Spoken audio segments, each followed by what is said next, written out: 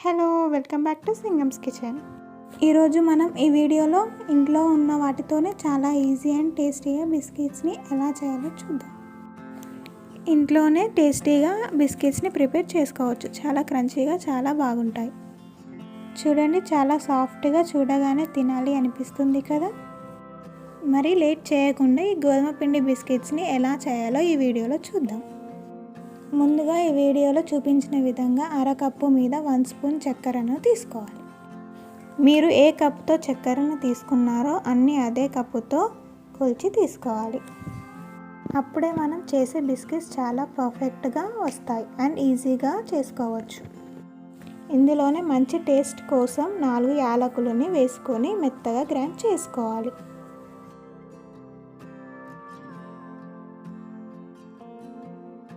ఇప్పుడు చక్కెరను మెత్తగా గ్రైండ్ చేసి తీసుకున్నాక ఇందులోనే 1/2 కప్పు ఆయిల్ని తీసుకుందాం.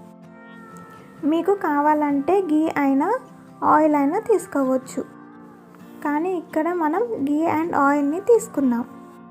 ఇలా చేసిన బిస్కెట్స్ చాలా టేస్టీగా ఉంటాయి. సో ఇలా తీసుకున్న 1/2 కప్పు ఆయిల్ని మిక్సీ జార్లోకి తీసుకొని బాగా గ్రైండ్ చేయండి. కనీసం 1 నిమిషం పాటు గ్రైండ్ చేసి తీసుకోండి. ఇలా కొంచెం ఎక్కువసేపు గ్రైండ్ చేసి తీసుకోవడం వల్ల బిస్కెట్స్ చాలా క్రంచీగా వస్తాయి. సో ఇప్పుడు దీన్ని ఒక గిన్నెలోకి తీసుకుందాం. ఇప్పుడు దీనిపై 1 కప్పు గోధుమ పిండిని తీసుకొని జల్లించండి.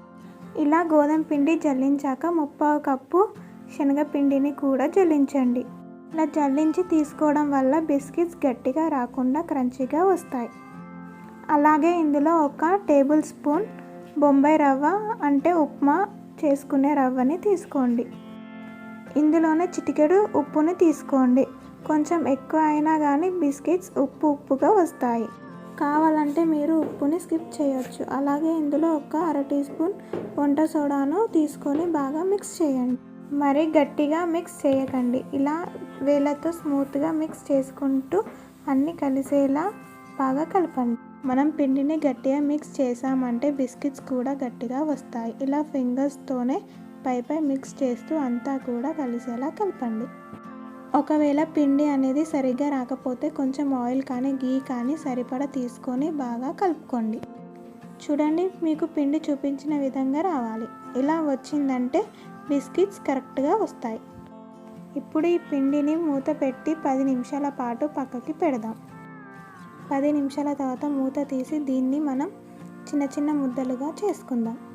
పిండి మొత్తం అన్ని చిన్న ముద్దలుగా చేశాక వీటిని బేక్ చేయండి. ఇక్కడ నేను ఇడ్లీ ప్లేట్స్ని తీసుకున్నాను. ముందుగా ఇడ్లీ ప్లేట్స్కి కొద్దిగా ఆయిల్ అప్లై చేసి ఒక్కొక్క బిస్కెట్ ముద్దని తీసుకొని రౌండ్గా చేయండి. దీన్ని లైట్గా ఇలా ఒత్తి దీనిపై డ్రై ఫ్రూట్స్ని తీసుకుందాం. ఇక్కడ నేను బాదం అండ్ కాజు తీసుకున్నాను. మీకు కావాలంటే ఏం పెట్టకుండా అయినా తీసుకోవచ్చు. ఇలాగే అన్ని బిస్కెట్స్ని ప్రిపేర్ చేసుకోండి.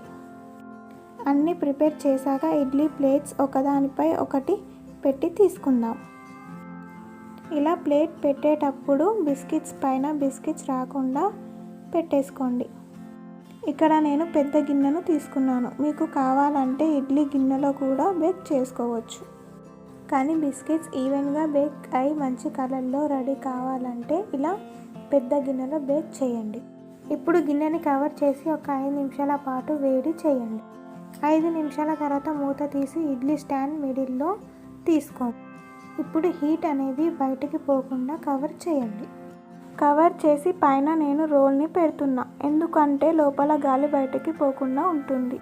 ఇప్పుడు మంటను లో టు మీడియం ఫ్లేమ్లో పెట్టి 20 నిమిషాల పాటు బేక్ చేయండి.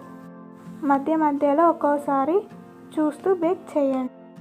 ఇక్కడ నేను 15 నిమిషాల తర్వాత చూపిస్తున్నాను. చూడండి, బిస్కెట్స్ అనేది పెద్దగా అయి కానీ తెల్లగా ఉన్నాయి. కాబట్టి మళ్ళీ కవర్ చేసి 5 నిమిషాలు బేక్ చేశాక చూద్దాం.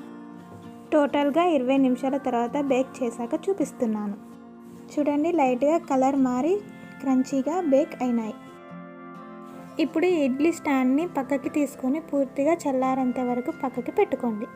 ఇవి పూర్తిగా చల్లారాక నైఫ్తో స్లోగా డీమోల్డ్ చేయండి. బిస్కెట్స్ని ఇలా అన్నామంటే ఈజీగా ఊడిపోతుంది. ఇలా ఒక్కొక్క బిస్కెట్ గిన్నెలోకి తీసుకోండి. అంతే, ఇంట్లో ఉన్న వాటితోనే సింపుల్గా చేసుకోవచ్చు. చాలా టేస్టీగా, క్రంచీగా, చాలా బాగా వస్తాయి. పిల్లలు అయితే బాగా ఇష్టపడతారు. ఈ వీడియో నచ్చినట్లయితే ఈ వీడియోని లైక్ చేసి మీ ఫ్రెండ్స్తో షేర్ చేసుకోండి. అలాగే ట్రై చేసి మీకు ఎలా వచ్చాయో కింద కామెంట్లో నాతో షేర్ చేసుకోవడం మర్చిపోవద్దు. Thank you for watching. Do like, share, subscribe to our channel.